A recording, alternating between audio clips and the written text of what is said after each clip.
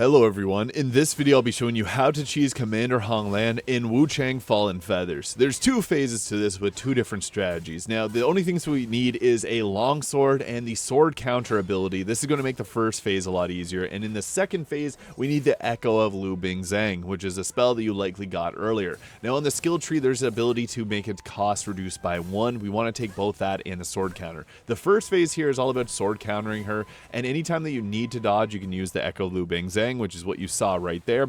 We want to try and be as aggressive as possible, but if you need a second to breathe, that's okay too. Just be mindful of her parry bar, her posture bar there in the center of her circle. You want to try and break her posture. That's why I started playing a bit more aggressively here, and it ended up me taking damage, but for most of her attacks, any of the sword ones we want a sword counter. It's very generous. Even if you don't like parrying, it's actually a very generous parry here.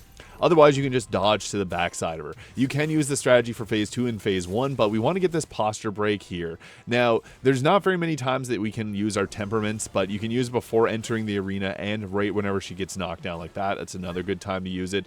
And when she's in her second phase here below 50% health, what we want to do is dodge more. Parrying is not going to be as easy here. We want to dodge and use that spell there. It launches us up. The only unfortunate part is it doesn't jump over this attack here. You can see my character still took damage regardless of that, but you're going to get a lot of magic points just by dodging here, so this is why I think it's even better. It also gives you a bit of space with that spell there, so we want to use that. Now her attacks there, the waterfall dance like spell where she does multiple attacks in a row, we can actually get a lot of points up really quickly.